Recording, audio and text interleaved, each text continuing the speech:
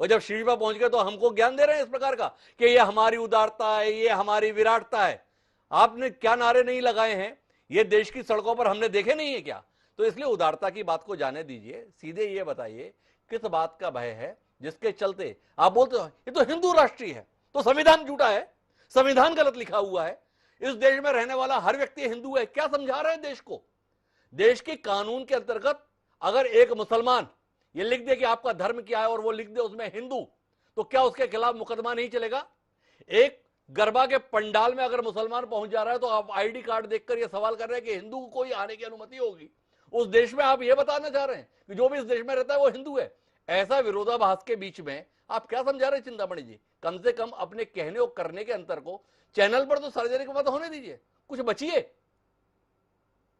देखिए, ये क्रिया की प्रतिक्रिया है।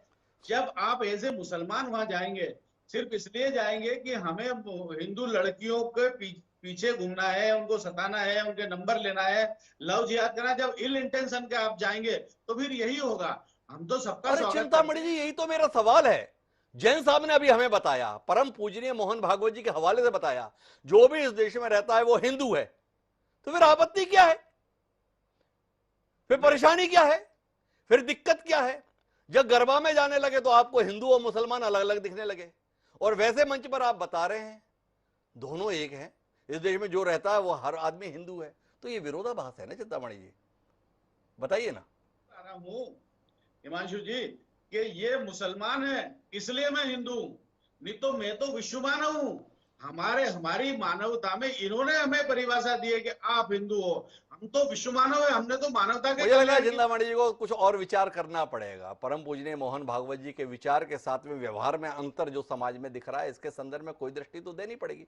बहरहाल हम इस चर्चा को आगे बढ़ाते हैं और कुल मिलाकर वापस सुरेंद्र राजपूत जी आपके पास आना चाहते हैं और आपसे ये जानना चाहता हूं कि क्या आप महसूस नहीं कर रहे हैं सुरेंद्र राजपूत जी कि हम देश के संदर्भ में सुरक्षा के मसलों में भी सियासी सीमाओं से ऊपर उठने के लिए तैयार नहीं है? ये पूरा विवाद दरअसल इसी पृष्ठभूमि में। दिक्कत संघ से नहीं है, दिक्कत भाजपा से है।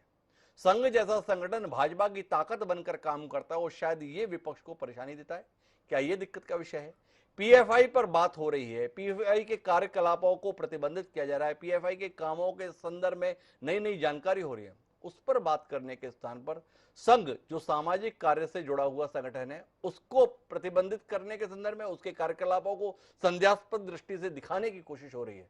क्या आप नहीं मानते हैं कि हमारी सियासी भूख इस देश की सुरक्षा से कहीं ज्यादा महत्वपूर्ण हो गई? सारा का सारा ओनस जो आदमी काम करता है, जिसके परिवार ने अपने क्या नाम आतंक पर अपने लोगों की शहीदी दी हो, बलिदान दी हो, जिस परिवार के सारे सदस्य मिलाकर के लगभग 42 साल जेल में रहे हों और किसी ने माफी नहीं मांगी हो, सवाल उन्हीं से किया जाएगा हिमांशु जी। उन लोगों से कतई नहीं किया जाएगा जो झूठ बोल के, छल करके, कपट करके, प्रपंच करके। मैं आज तो हैरान हूं, मैं जैन साहब की बात पर हैरान हूं।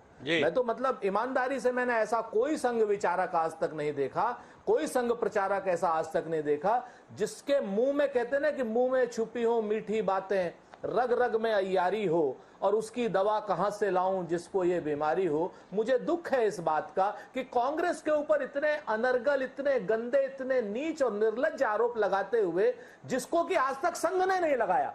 परम जी, इनकी पूरी परंपरा गोवलकर जी से लेकर के रज्जू भैया तक की तो मैं जानता हूं, सुदर्शन जी की मैं जानता हूं, और उसके बाद ये मोहन भागवत जी की जानता हूं। जो बात वो नहीं कह पाए वो कह रहे हैं साहब कि अगर मुसलमान कट्टरवादी, कांग्रेस हिंदुओं कट्टरवाद से क्यों डर रही? अरे भाई, मुस्लिम कट्टरवाद के पीछे आप शिखंडी बनकर के खड़ा होना चाहते हैं?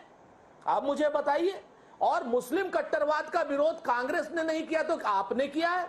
आप तो पीडीपी के साथ समझौता करते हैं, आप तो एमआईएम के साथ समझौता करते हैं। आपको मालूम है ये बात कि औरंगाबाद का मेयर आपने कैसे बनाया, नांदेड़ का कैसे बनाया, आजमगढ़ में आपने किसका सपोर्ट लिया? एएमआईएम का सपोर्ट लिया है। मालूम है आपको 4.5 साल सरकार आपने पीडीपी के साथ चलाई है। बुरहान वानी को पूरी दुनिया आतंकी कहती है और आपकी भाजपा प्रदेश इकाई उसके यहां 30 लाख रुपए लेकर के जाती है।